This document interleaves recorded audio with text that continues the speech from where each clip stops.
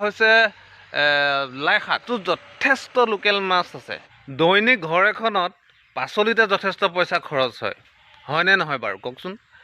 আৰু বজাৰৰ কীটনাশকযুক্ত অত্যাধিক সাৰযুক্ত পাচলি খাই ইফালে বেমাৰ ঘটিবলৈ আছে, তাতো পইচা খৰচ। গতিকে এই প্ৰয়োজনীয় পাচলিকেইটা যদি আমি ঘৰতে নিজে উৎপাদন কৰি লওঁ, পইচাও ৰাহি হ'ল, অন্ততঃ স্বাস্থ্যটো ভালে থাকিব।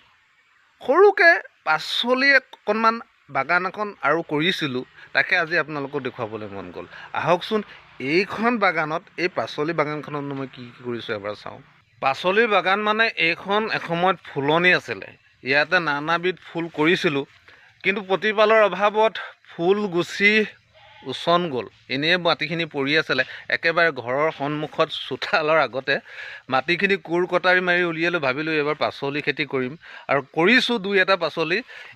এতিয়া আপোনালোকক মই কি পাচলি খেতি কৰিছোঁ তাকে দেখুৱাম।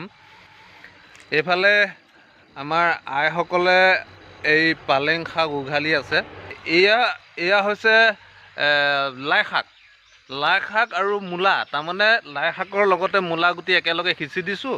লাই শাকো খাম, মূলাও খাম।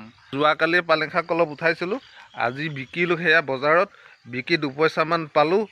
আৰু এইফালে এই ভেটি হৈছে চুকা শাক, আৰু এই ভেটিও পালেং, আৰু এই উঠাই থকা বিহুটো পালেং। আৰু এইফালে আৰু দুটামান আছে, ৰ'ব দেখুৱাম। এইফালে মই এয়া দেখিছে নাই, এইবিলাক হৈছে পিঁয়াজৰ গুটি। পিঁয়াজৰ গুটি পচাই থৈছোঁ।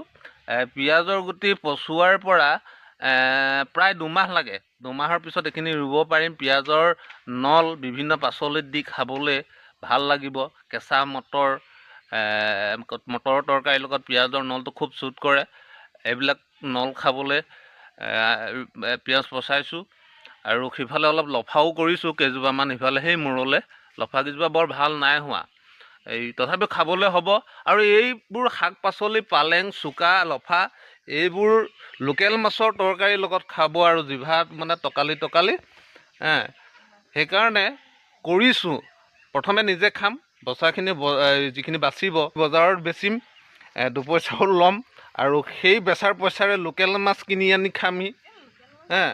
গতিকে একেবাৰে ঘৰৰ সন্মুখত পৰি থকা মাটি, এইবিলাক ইউটিলাইজ কৰিছোঁ বুলি মই ভাবিছোঁ।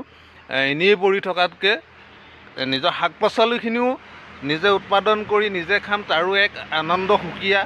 আৰু বজাৰৰ অত্যাধিক কীটনাশকযুক্ত ঔষধ খাবলগীয়া নহয়, এইবিলাক সম্পূৰ্ণ অৰ্গেনিক কোৰ কটাৰী মাৰি মই এই মাটিখিনি প্ৰস্তুত কৰিছোঁ। গোবৰ জাবৰ দি অকল খেতিখিনি কৰিছোঁ, খাবলৈ বৰ সোৱাদ হয়, ৰাসায়নিক সাৰ নিদিয়াকৈ যিখিনি খেতি কৰিছোঁ।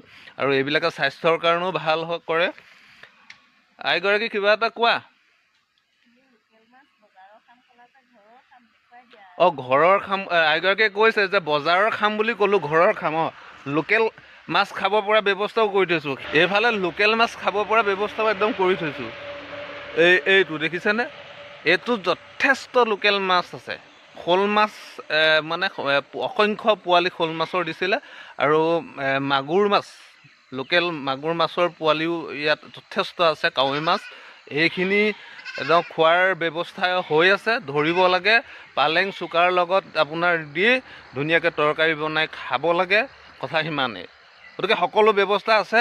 এইখিনি মাটি এনেই অলাগতিয়াল হৈ পৰি আছিলে। এয়া মোৰ ঘৰটোত বৰ চকু নিদিব, এতিয়াও ভঙা ঘৰত আছোঁ। এয়া শাকনি বাৰী, এসময় ফুলনি আছিলে। গতিকে এতিয়া এইখিনি ব্যৱহাৰ উপযোগী কৰি তুলিছোঁ।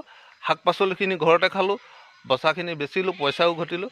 গতিকে এনেই থকাতকৈ এইবোৰত লাগি থাকিলে ভাল। এই ফেচবুকে নোখোৱাই মই আগতেও কৈছোঁ। গতিকে আজি এইখিনিকে দেখুৱালোঁ, আৰু আছে অলপ, সেইখিনি দেখুৱাম পৰৱৰ্তী ভিডিঅ' কৰিবলৈ সদায় সময় নাপাওঁ। গতিকে দেখুৱাম বুলি আজি ফটককৈ মনত পৰিলে, নহ'লে এইখিনি উঠাবৰেও হ'ল। উঠোৱাৰ পিছত আৰু দেখুৱাব নোৱাৰিম, গতিকে উঠোৱাৰ আগতে আজি দেখুৱালোঁ। ইমানে আছিলে, আকৌ লগ পাম। আজিলৈ বিদায় লৈছোঁ।